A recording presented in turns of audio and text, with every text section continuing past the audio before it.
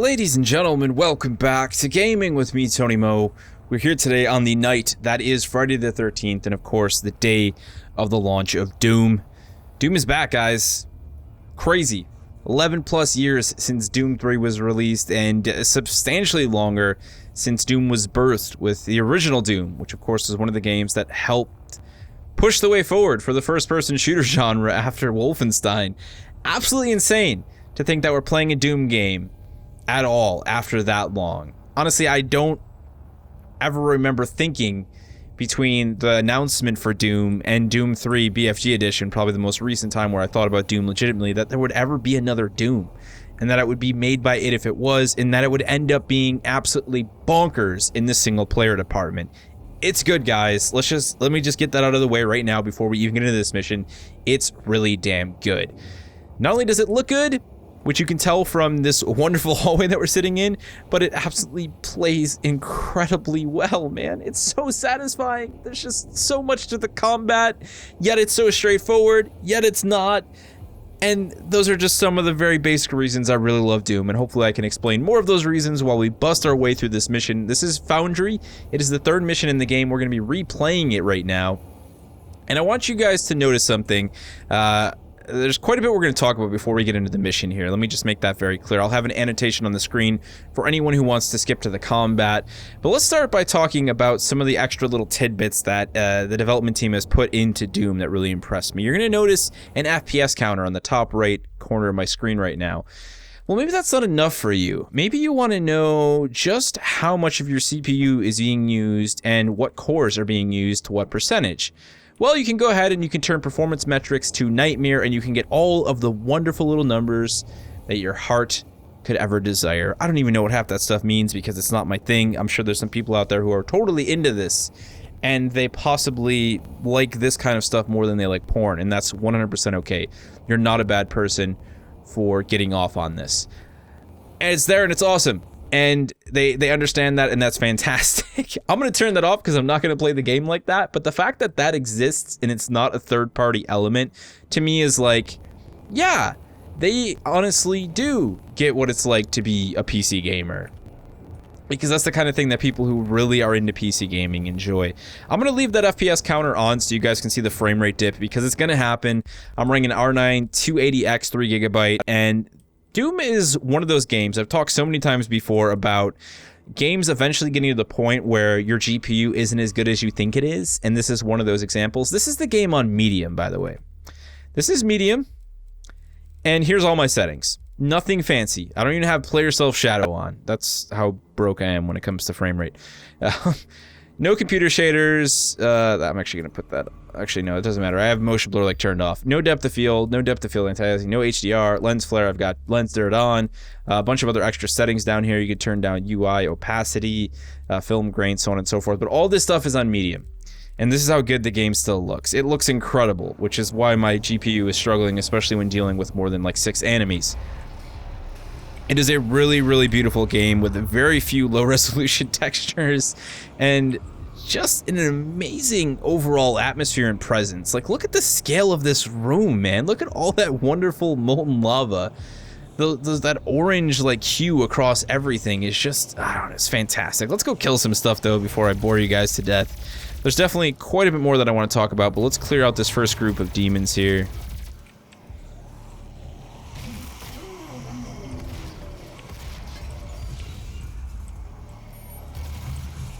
Get them both? We got them both. Alrighty. So, this is the Foundry mission, as I said. Let's go ahead and open up tab real quick. I'm going to talk a little bit more before we get into the combat here. We've got our main objective on the left side, stop the meltdown and destroy 4 gore nests located throughout this location. We've also got our challenges and our exploration data on the right side here. So these are all challenges that we can complete. We need to kill 3 possessed with 1 explosive barrel. We just missed our opportunity to do that. 3 death from above curb stomps. Collect 2 collectibles, which come in the form of little like pop punk, whatever you call those things. They're like little Space Marine action figure dudes. They're hilariously cute. And then we have all of our exploration stuff. So I haven't discovered any secrets on this level, even though I've played it 4 times. I know that's sad. I haven't really been exploring per se. I've got 2 of the Pretoria chips or tokens from 2 of the elite guards. There's 1 still missing. I found the field drone. Field drones will actually allow you to purchase 1 weapon modification per field drone. And I found the 1 Argent cell, which will allow us, if we look at our Praetor suit here, to Argent cell route. So we can take one of those cells, we can plug it in, and we can increase the overall statistic of either our health, our armor, or our ammo. I've got 1 in ammo and 1 in health. You'll also notice we have 5 other slots for upgrades. These are what we use our Praetor tokens on. So the game does, in a lot of ways, want you to explore. You're not forced to explore, and I have to be honest, like the Praetor tokens and the Argent cells, they're usually right out in the open. They're not really difficult to find. There are, more hidden secrets, obviously. The secrets themselves, that's where you're really going to be digging and exploring. But just through the Argent cells and the Praetor tokens, it does kind of ask the player to slow down a little bit and at least acquire those. If you want a speed run, you can come back and you can retry the mission like we're doing right now.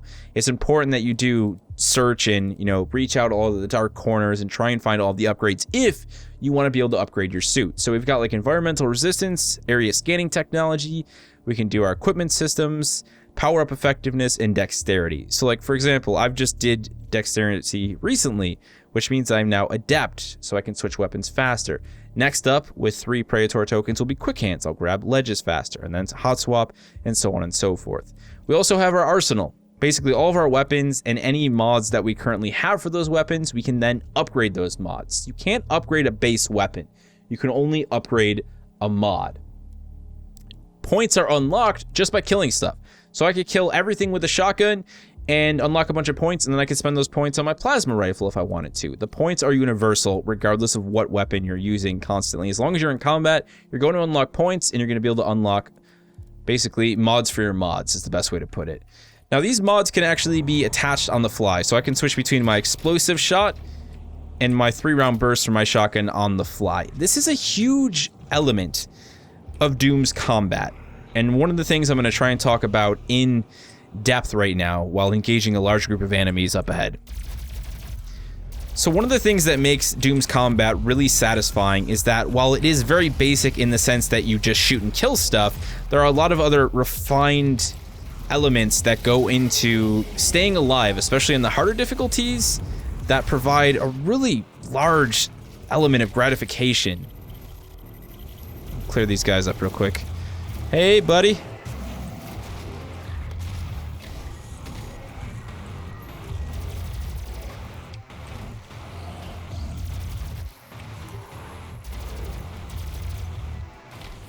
Boom!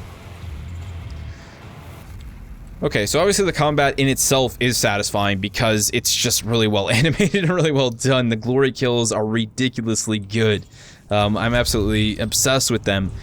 But again, what I was talking about with the mods, the ability to switch mods on the fly pretty quickly, if we're honest, between multiple weapons is just one small piece of the puzzle for essentially a combat system that is all about speed and pace.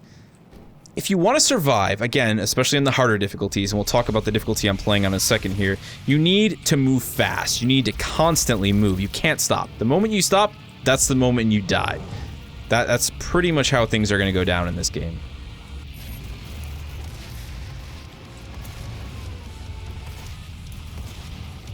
Hold on, guys. I'm in the zone here. Fortunately, I didn't get a glory kill on that guy, which would have been extremely useful. Let's take down the shield user with the chainsaw. Oh, man, right through the armpit into the head. That's gonna hurt in the morning.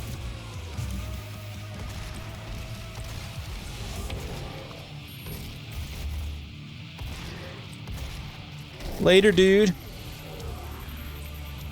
Okay, that's all of those guys.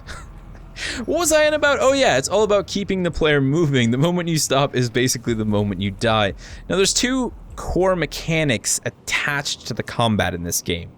Number 1 are the glory kills. Glory kills will allow you to basically gain additional health from enemies that you kill. So you want to be executing glory kills whenever your health is low, especially on larger enemies like that big demon we saw, which I'm sorry, I cannot remember the name of the demons in this game yet to save my life. I could never remember them when I played Doom back in the day, so don't expect me to remember them now, unfortunately.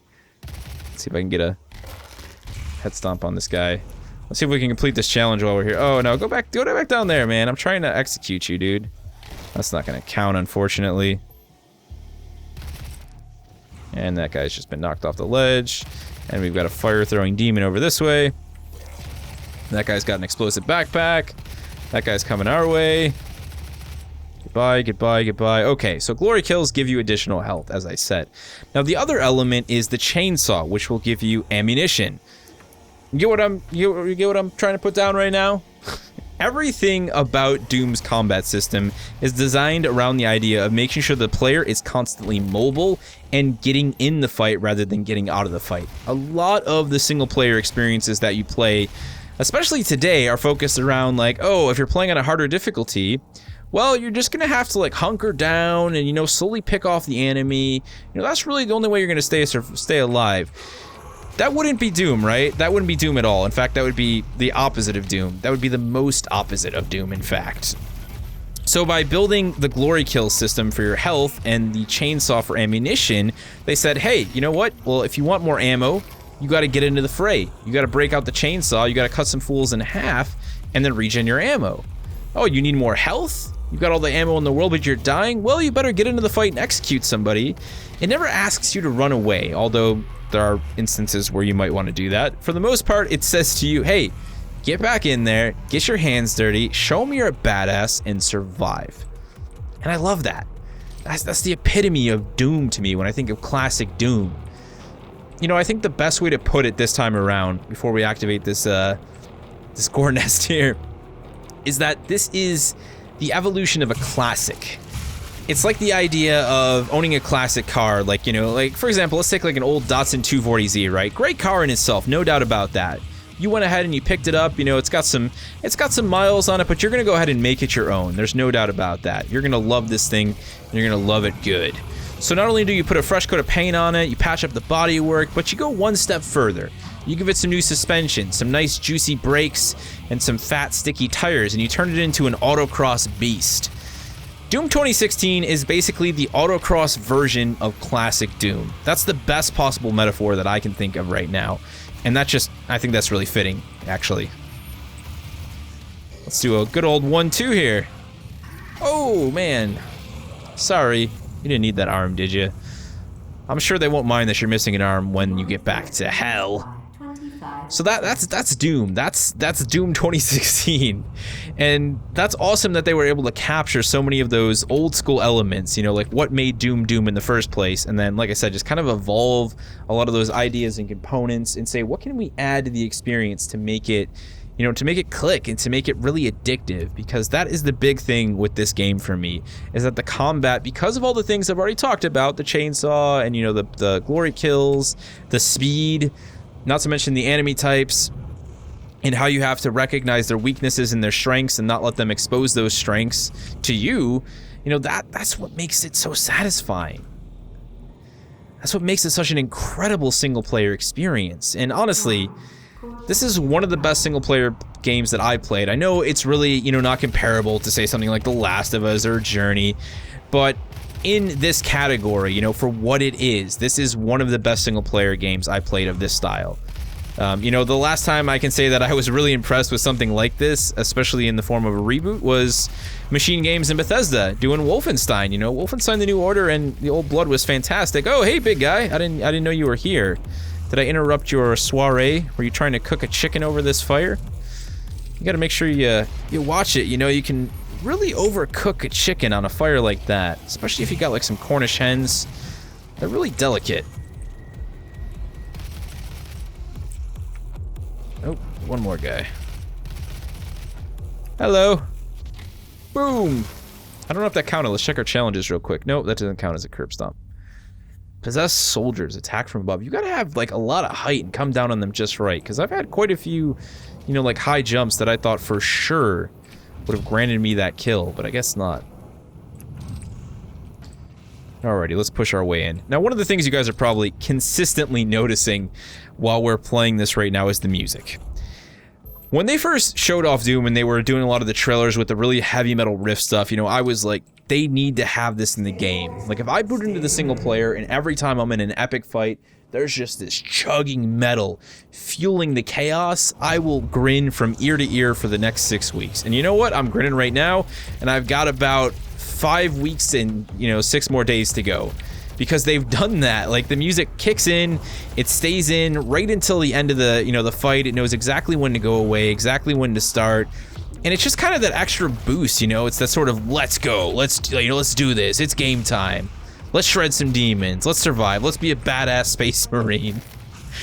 It just kills it, man. It's so good. It's so good. Honestly, I know this is crazy to say. I've played about 5 hours of the game now. I've replayed many of the early missions. I've replayed Foundry. I've replayed the UAC one several times now, just because I found them to be especially enjoyable in their environmental design as well. I think this could potentially be, when we talk about Doom, moving forward 10 years from now, we're not just going to talk about the birth of the FPS and how Doom was a part of that. We're going to talk about this, and we're going to talk about how, oh yeah, then remember when they brought it back and they made one of the most satisfying first-person shooter experiences we had seen in decades? I really think people are going to say that. I'm going to be saying that. I'll be that old guy saying that. Oh, you kids don't know what you're talking about with your Halo 2025s. Back in the day, we had the Doom reboot. It was incredible. One of the best first-person shooters to date. I'll have to break out my old GTX 980 and show you sometime. It's just, dude, it's so good, man. There's a reason people are gushing over this game all over the internet right now. It's because it's good. It's all I can say. Let's keep it flowing here, man. Oh, big guy, big guy. Let's plasma stun, plasma stun. Oh, hasta la vista. Demonic threat reduced by Let's grab the map update here. I don't really use the map, I'll be completely honest. I haven't yet. I've become really obsessed with just running around the levels and memorizing them. The first time I actually played this mission, it took me 45 minutes. Now I've been able to run through it in about 19 minutes on some of my runs. I actually have some controller footage recorded as well. I'm playing with mouse and keyboard right now, in case you didn't realize. But I have some controller footage recorded because there's a little video I'm going to be making at some point regarding controller use inside of this game that I think is going to be quite fun. Drop down here.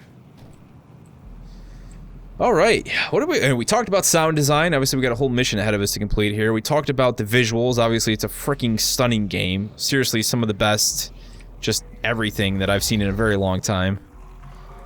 Let's grab some chainsaw fuel. Let's see if we can't find some guys to chainsaw. I know I'm running low on ammunition here. Got a health station. That guy is unfortunately already dead. Oh, there we go. They're coming for us.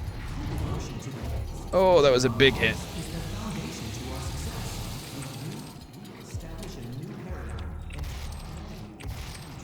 The game has multiple ways to switch weapons on the PC. You can scroll your mouse wheel, you can press 1, 2, 3, 4, 5, and 6, and so on, or you can press Q, and you have the weapon wheel here. Now on the controller, I can flick this weapon wheel seriously in like a matter of seconds. That's the one thing nice about having the right stick on a controller. I play on 800 DPI with a lower sensitivity, and I have a really big mouse mat, so doing this kind of thing in combat quick is not easy. However, I do imagine that, actually I know that when I upgraded my armor for additional weapon swap speed, it did make a pretty big difference in doing that, but again, it's still just a little bit weird. Whoa, okay. One of the things to note is that enemies will kind of be triggered and spawned in areas, like, sort of an old school way. For example, you're supposed to kind of come through this room in that direction, and those enemies will traditionally spawn. Well, I pushed through the opposite direction, so they spawned when I turned around the other direction. It's not like a negative in any way, it's just kind of a observation, that's all. Let's go ahead and wreck this gore nest here. Things are gonna get feisty very quick.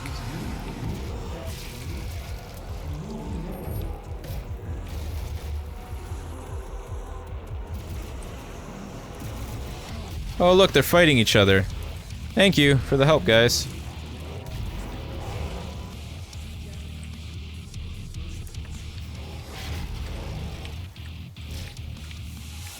I wonder... if the demons go back to their homeland, the ones who survive anyways, and tell all their friends that some of those humans are hackers, man. They're always using that stun lock on that plasma rifle.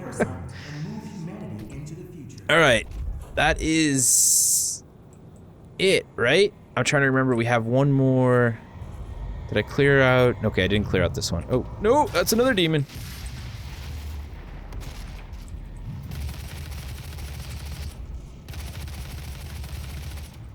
Sorry, dude.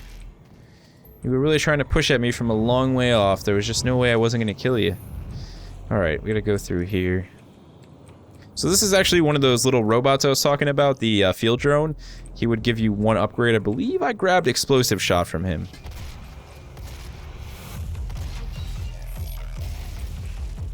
Oh, I love that burst fire, though. I think we're gonna go ahead and switch to explosive shot right now.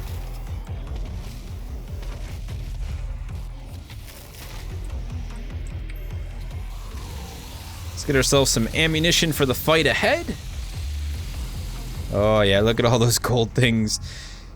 You know, some people might say that this doesn't make sense, like having these little orbs and stuff like that, but to me, dude, there's just something wicked satisfying about seeing them all drop on the ground like that and then just picking them up. That never gets old to watch, I'm gonna be completely honest. That guy had a really, really bad day at the office. Alright, let's go ahead and make this a thing. I gotta say, I really enjoy exploration in this game as well, the few times I've actually had to do it. Let me actually show you guys. For any of you might pick it up, that guy's gonna have a Praetor chip. You can see there's kind of like stuff oozing out of his armor because I stole his Praetor chip. He was dead, he didn't need it anyways. A little bit of Doom parkour up in here, make our way to the top. The thing that impresses me with the lighting in this game is that you can have so much intense light from one type of light source, even though it's in multiple directions. You know, in this case, this sort of molten lava stuff. And, you know, I don't know, like, it gives it that orangey feel, but it doesn't feel, like, washed out or ridiculous. It just looks good. I feel like I'm in a room full of lava, which I am, so, you know, that works.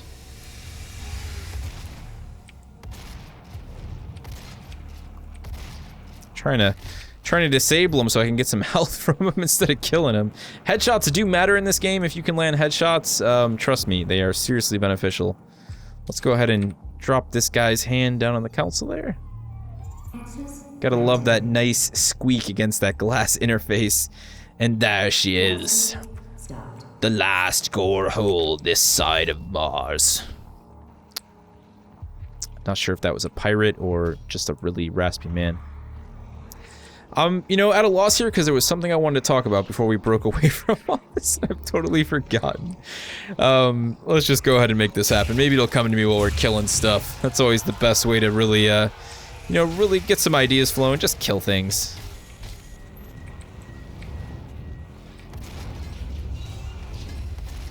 Oh, my poor frame rate. I really wish I had a 1080 in this rig right now, or even at 980.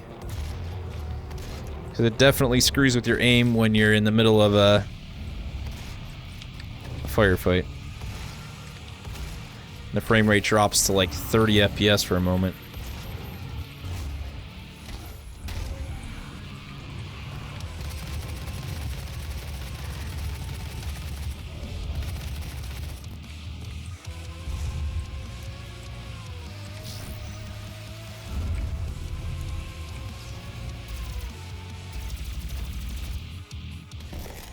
Ooh, that was a good one, man.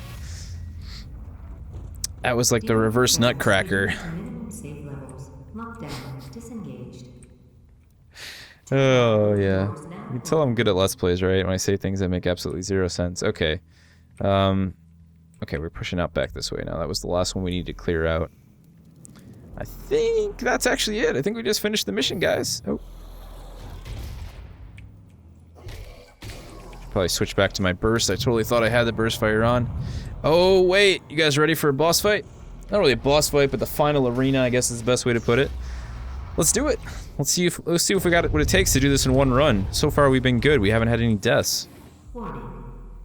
This is it, though. This is the closeout. And I think this is going to be kind of the final thought process I have for the Doom thus far, guys, for my first impressions, is the environmental design.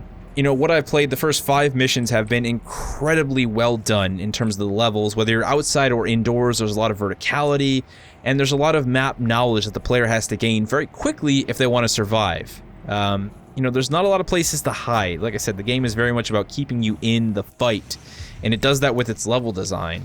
It also likes to punish you for a lack of map knowledge. It's very easy to fall off some of the ledges on the indoor levels, even into lava, or off of cliffs in Mars on the outdoor levels. Like, you gotta be very careful as to where you're going, where you're running, especially when backpedaling against some of the, you know, more powerful enemies, or just navigating the map in general. But that's really a big part of the satisfaction that comes from this Doom's experience, is all those elements, the combat, the map knowledge, all flowing together in harmony, plus your ability to use a mouse or a controller really well. And that's something that I guarantee Doom is going to make you better at. Once that all kind of connects, you know, it's sort of like Zen.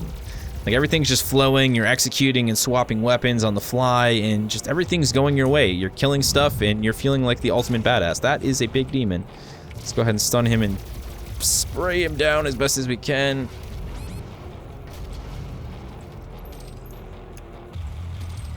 Also, of course, knowing when to actually not kill something.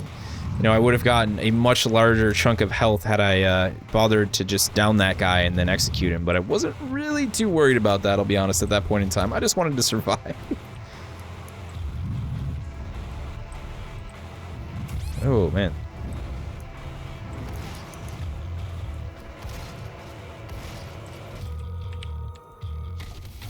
There we go.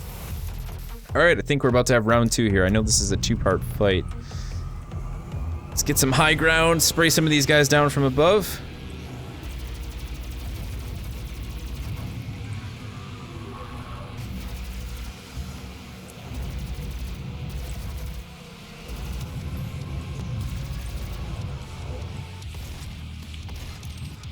Oh, there's that metal, man. Big, heavy riffs, yeah. Gotta love it.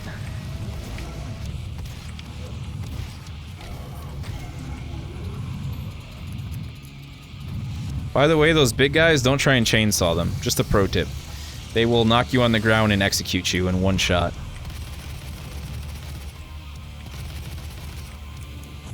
Speaking of those big guys...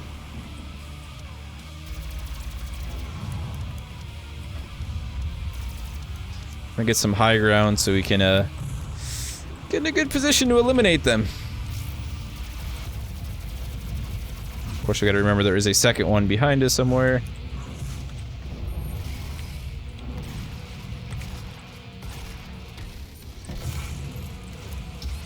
Like I said, there's a second one behind us somewhere. That was a lot of health, man. Not cool. Oh, no! I'm pretty sure I killed myself in a combination of him smashing down on me like that. That's unfortunate. That's highly unfortunate. Alright guys, we're gonna end it there. What I'm gonna do is I'm gonna attach my finishing run for this last piece of mission to the end of this. If you guys want to keep watching, you can. If not, thank you guys for sticking with me and checking out my first impressions of Doom here. Honestly, all I can say, guys, is I'm absolutely hooked on it. I've spoken so well about it in this video. I have very few negative things to say about it. At least the single-player component. I'm looking forward to checking out the multiplayer once again, as well as Snap Map in the coming days, and I'll be doing separate videos for both of those elements. You guys can also expect some fun other Doom videos from me in the future, and maybe even my first few attempts at some legit speedruns, because, I don't know, I've never speedrun a game before. And I feel like it'd be fun to at least do some mission speedruns and see if I can really get these things down. And, whoopsie, what did I just stumble into? Oh, it's just a gun. That's it. If you guys have any questions for me, anything I didn't talk about in this video, because Let's Play, live commentary, plus first impression sometimes don't go together like peanut butter and jelly, and you forget the peanut butter. If I forgot any peanut butter, let me know down in the comment section below, and I'll be sure to answer your question as best as I can. Of course, if you guys have been playing Doom, regardless of the platform, regardless of your controller input, mouse or keyboard, you are still a Doom person. Let me know what you think of it. Do you love it? What's your favorite element of the game so far? Throw it down in the comment section below. I've got some demons to kill, and I'll see you in the next one.